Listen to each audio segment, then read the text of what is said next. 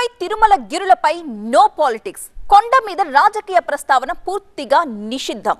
వ్యక్తిగత విమర్శలకు ఇది చోటు కాదు అని తేల్చేశారు సీఎం చంద్రబాబు. 7 కొండల మీద నుంచి ప్రక్షాళన మొదలు పెట్టబోతున్నట్లుగా ప్రకటించారు ఆయన. తిరుమల పవిత్రత విషయంలో తప్పు చేస్తే ఎవరికైనా సరే ఈ జన్మలో శిక్ష తప్పదని వార్నింగ్ ఇచ్చేశారు. టీటీడీలో ప్రక్షాళన ఏ రేంజ్ లో ఉండబోతుందో చెప్పకనే చెప్పేశారు. చంద్రబాబు జారీ చేసిన హుకుంతో తిరుమలలో పవిత్రత అనే అంశం మరోసారి చర్చనీయాంశమైంది. 1.0 చూశారు, 2.0 చూశారు, 3.0 చూశారు, 4.0 వచ్చారు. ఇప్పుడు మీరు చూడబోతారు. తిరుమలేశుడి సమక్షంలో చంద్రబాబు ప్రతిజ్ఞ. శ్రీవారి క్షేత్రాన్ని పాపాల పుట్టగా మార్చేశారని ఆరోపణ. 7 కొండలను కడిగి శుద్ధి పెడతామన్న బాబు. ఈ 5 సంవత్సరాలు పరిపాలన తిరుమల తిరుపతి దేవస్థానంతోనే ప్రారంభం కావాలి. ప్రక్షాళన కొండ మీద కొత్త ఆంక్షలు రాబోతున్నాయా? మరోసారి చర్చల్లోకి వచ్చిన తిరుమల పవిత్రత.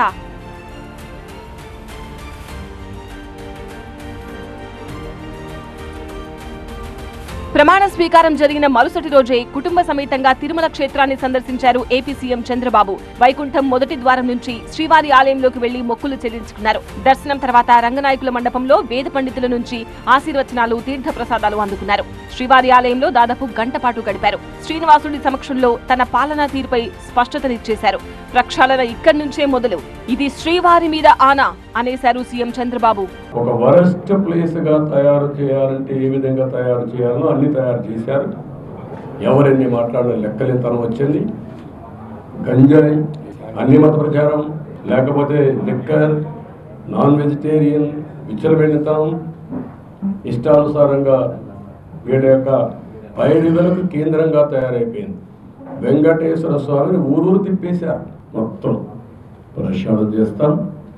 మళ్ళీ భారతదేశం కాకుండా ప్రపంచం మొత్తం అభినందించే విధంగా ఈ టీటీడీని తీర్చిదిద్దాలని తెలియజేసుకుంటూ, తిరుమలకు వస్తే వైకుంఠం వచ్చిన అనుభూతి కలుగుతుందని, అటువంటి పుణ్యక్షేత్రాన్ని అపవిత్రం చేశారని గత పాలకుల మీద విరుచుకుపడ్డారు సీఎం చంద్రబాబు. ఇకపై తిరుమలపై ఓం నమో వెంకటేశాయ తప్ప మరో నినాదం వినిపించకూడదని హుకుం జారీ చేశారు. ఇక్కడికి వచ్చి వెంకటేశ్వర స్వామి దర్శనం చేసుకుంటే వైకుంఠంలో ఉన్న అనుభూతి కలుగుతుంది. నేను ఎన్నోసార్లు ఫీల్ అయ్యాను, ఇప్పుడు కూడా ఫీల్ అవుతున్నా.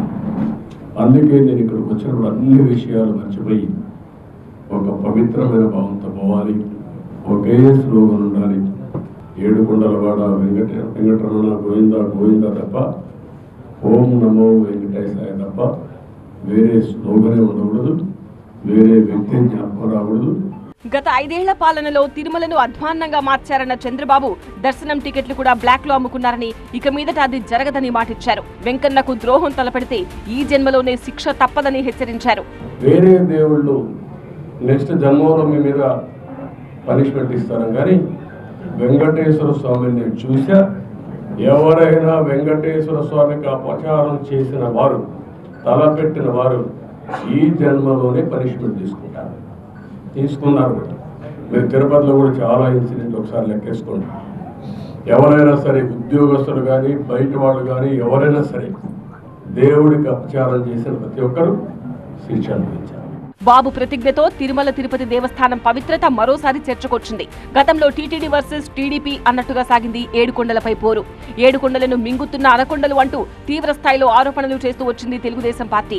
శ్రీవారి వక్షస్థలంపై ఉండాల్సిన పింక్ డైమండ్ మాయమైందని, అది చంద్రబాబు దగ్గరే ఉందనే దాకా వెళ్లింది వైసీపీ టీడీపీ మధ్య వివాదం. తిరుమల క్షేత్రంపై అన్యమత ప్రచారం యథేచ్ఛగా జరుగుతోందని, దానికి వైసీపీ ప్రభుత్వం ఇతోధికంగా ప్రోత్సాహం ఇస్తోందని సాక్ష్యాధారాలను సేకరించి ఎండగట్టే ప్రయత్నం కూడా జరిగింది. వీటన్నింటికీ మించి బ్రేక్ దర్శనాల కోసం ఉద్దేశించిన శ్రీవాణి ట్రస్ట్ పథకంపై తీవ్ర దుమారం రేగింది.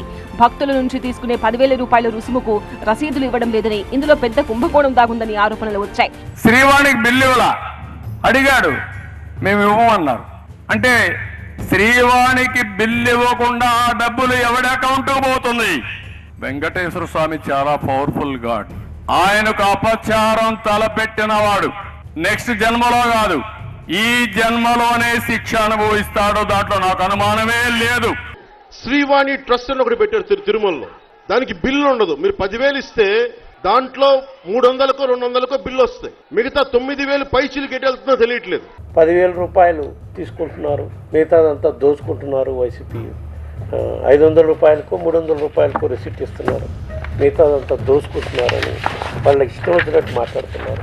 వ్యాఖ్యలు చేసిన నాయకులపై ఎవరైనా సరే, ఏ పార్టీ వాళ్ళైనా సరే చట్టపరమైన చర్యలు తీసుకోవాలి. కానీ ఇదంతా అసత్య ప్రచారమని కుట్టిపారేసింది ధర్మకర్తల మండలి. శ్రీవాణి ట్రస్ట్ పథకం పారదర్శకంగా జరుగుతోందని, శ్రీవాణి నిధులతో 3,000కు పైగా ఆలయాల నిర్మాణం జరిగిందని ప్రకటించింది.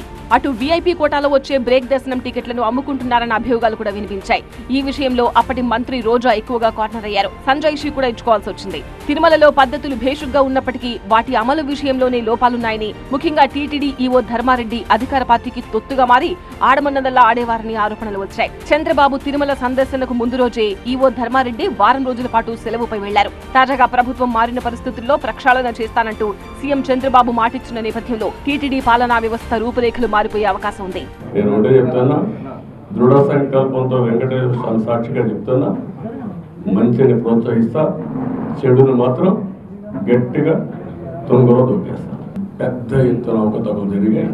ఎప్పుడు కూడా కక్ష సాధింపు చర్య ఉండకూడదు, కానీ తప్పులు చేసిన వాళ్ళు కూడా ప్రక్షాళన చేయకపోతే వెంకటేశ్వర స్వామి కూడా సహకరించారు. దేవుడు కూడా చెప్పింది అదే, మంచి వాళ్ళని కాపాడుకోవాలి, చెడు వ్యక్తులను శిక్షించాలి, సమాజాన్ని కాపాడాలి.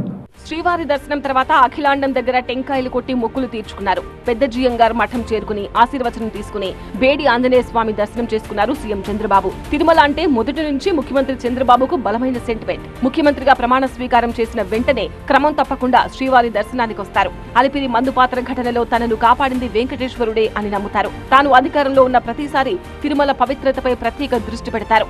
ఈసారి తిరుమల నుంచే ప్రక్షాళన మొదలు పెడతానని శ్రీవారి సమక్షంలోనే ప్రతిజ్ఞ చేయడం మరింత ఆసక్తికరంగా మారింది. 7 కొండలపై వాతావరణాన్ని ఒక్కసారిగా వేడెక్కించింది.